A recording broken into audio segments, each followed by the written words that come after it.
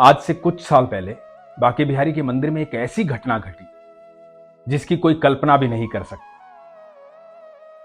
हमें लगता है कि हम मंदिर में जाते हैं, इतनी भीड़ होती है, क्या ठाकुर हमें देखते हैं, सुनते हैं? क्या उन्हें पता है कि हम आए हैं? मैं सच कह रहा हूं, यह अनुभव सुनिए आप, आंखें बंद करके सुनिए, साक्षात भगवान के दर्शन कीजिए और समझिए उस बात को कि क्या ठाकुर आपकी सुनते हैं।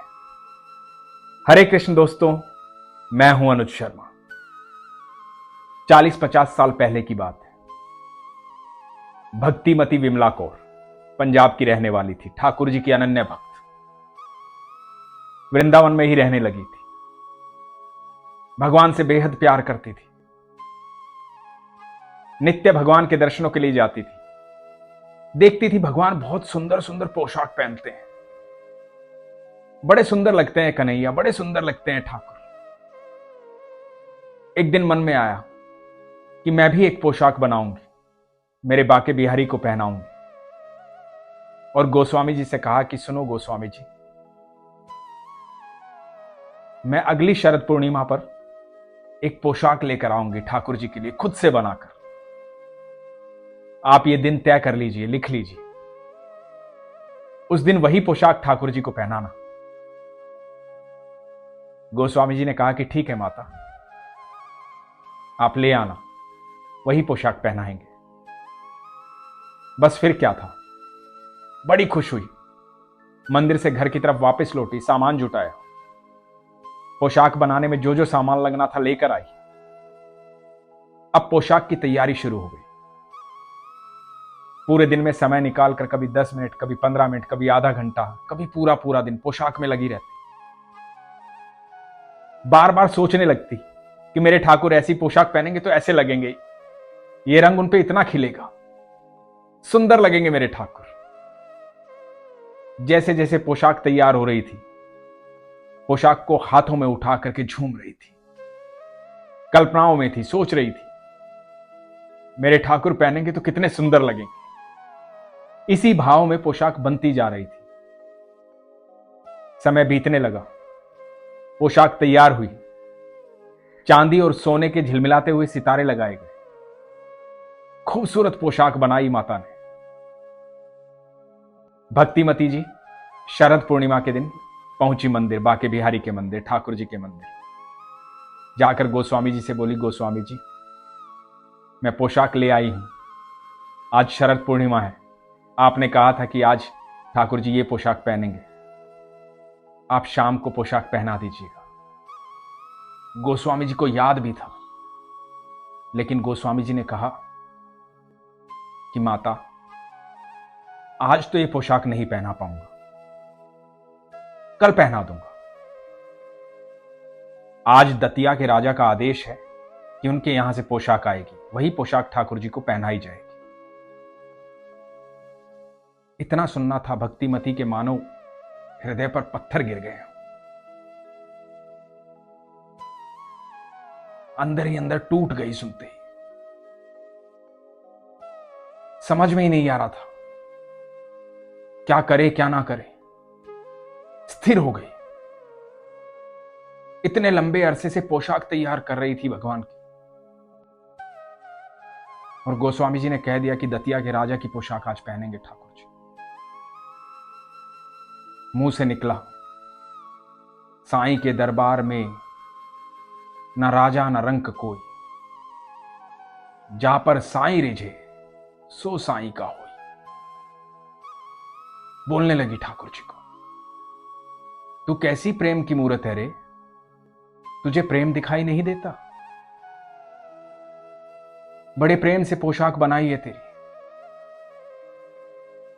एक एक तार खुद से डाला है, सारे सितारे खुद से लगाए हैं। इतने दिन से रोज सोच रही थी तू पहनेगा तो ऐसा लगेगा, ऐसा लगेगा, और तू प्रेम की मूरत बना फिरता है, तुझे प्रेम दिखाई नहीं देता? गुस्से में ठाकुर जी को बोलने लगी वहीं मंदिर में। फिर अपने आप ही होश आया, अपने मुंह पर हाथ रख लिया कि ये क्या बोलती जा रही है अपने ठाकुर से। अपने आप पर क्रोध आया, अपना मुंह भींच कर आंखों में आंसू लिए हुए भागी वहां से। कुंज की गलियों से रोती हुई अपने घर पहुंच गई। उसके लिए तो आज बहुत बुरा दिन था, सारे सपने टूट गए थे, दिल रो रहा था उसका। इधर दतिया के राजा की भेजी हुई पोशाक आई, मखमल से बनी हुई, कोमल मुलायम, इतनी सुंदर कि हाथ लगाए तो डर लगे कहीं मोती टूट के तो ना गिर जाए। बेहद सुंदर पोशाक। अब क्योंकि राजा के यहां से आई है पोशाक, राजा भी आए हैं। पोशाक गोस्वामी जी के पास पहुंची, झिलमिलाती हुई, सितारों से लदी हुई, चांदी और सोने से, हीरे जवाहरातों से लदी हुई। गोस्वामी जी ने पोशाक पहनानी शुरू की, पायजामा पहनाया। अब जामा पहनाने लगे। जब जामा पहनाने लगे तो जामा ठाकुर जी को आया ही ना। कभी उल्टे हाथ में अटक जाए, कभी सीधे हाथ में अटक जाए, ना इधर से आए ना उधर से आए। पूरी कोशिश कर ली गोस्वामी जी ने। मंदिर में भीड़ लगी हुई है लोगों की, जय जयकार हो रही है, बाके बिहारी की जय, बाके बिहारी की जय, राधा रानी की जय, बाके बिहारी की जय। सब इंतजार कर रहे हैं द्वार खुलने का। इधर गोस्वामी जी फंसे हुए हैं, ठाकुर जी पोशाक ही नहीं पहन रहे हैं। कोशिश कर रहे हैं, बाहर राजा भी इंतजार कर रहा है कि द्वार खुले, पर्दा हटे तो देखे कैसी लग रही है पोशाक ठाकुर जी पर। लेकिन ठाकुर जी पोशाक पहन ही नहीं रहे हैं। तो गोस्वामी जी ठाकुर जी के पैरों में गिर गए, रोने लगे। बोले, ठाकुर जी, बाहर बहुत लोग आए हैं मिलने के लिए, बहुत लोग आए हैं दर्शन करने के लिए, ये पोशाक क्यों नहीं पहन रहे आप? तो आवाज आती है, भक्तिमती विमला कौर की पोशाक लेकर आओ। गोस्वामी जी की आंखें आंसुओं से भरी हुई हैं। तुरंत दतिया के राजा की पोशाक उतारी जाती है, कोने में गिराई जाती है। मखमली पोशाक जो है अब गिरा दी गई, कोने में फेंक दी गई, और पोशाक आई माता की, भक्तिमती की। पोशाक आई, ठाकुर जी को पहनाई गई। ठाकुर जी बेहद सुंदर लग रहे थे। मंदिर के द्वार खोले गए, पर्दा खोला गया। राजा गोस्वामी जी के पास गया, बोला कि ये पोशाक तो वो नहीं है जो मैंने बनवाई थी। मैंने अपने कारिंदों को लगातार ये कहकर बनवाई थी कि पोशाक जो है बहुत सुंदर लगेगी ठाकुर जी पर, तो आपने क्यों नहीं पहनवाई? तो गोस्वामी जी ने बड़े प्यार से कहा कि पोशाक छोटी रह गई।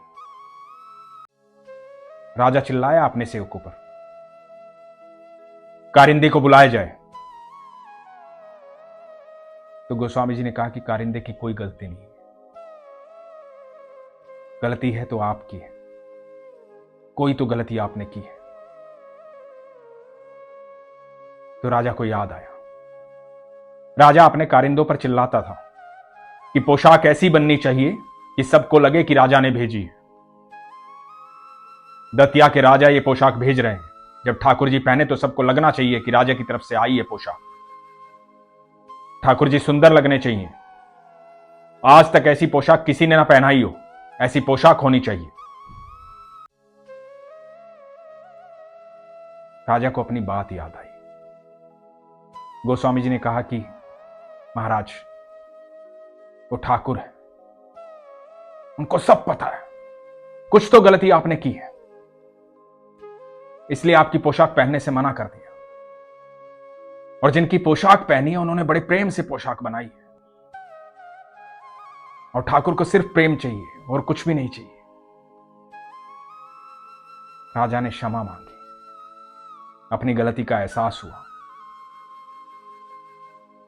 इधर भक्तिमती विमला जी के पड़ोसी ने बताया कि आपको पता है, जो इतने दिन से आप पोशाक तैयार कर रहे थे, आज पोशाक पहनी है बाके बिहारी जी ने, बड़े सुंदर लग रहे थे। और यह खबर सुनते ही भक्तिमती अपने घर से भागी, कुंज की गलियों से भागती हुई, आंखों में आंसू भरे हुए दौड़ती हुई पहुंची बाके बिहारी के मंदिर। और जब ठाकुर जी को देखा वो पोशाक पहने हुए, तो आंखों से अश्रु बह रहे थे। मन में आ रहा था कि क्यों डांटा मैंने अपने कन्हैया को, क्यों गुस्सा हुई मेरे ठाकुर पर मैं, कि कितना प्रेम करता है मुझसे। एकटक ठाकुर जी को देख रही थी, रोए जा रही थी, कह रही थी क्यों गुस्सा हुई मैं तुझ पे, तेरे लिए ना कोई राजा है ना रंक। तू मेरा कन्हैया है, तू सबसे प्यार करता है, मुझे माफ कर दे मेरे कान्हा। पश्चाताप हो रहा था कि मेरे कन्हैया को कितनी सुना दी मैंने, पर कितना प्यार करता है मुझसे।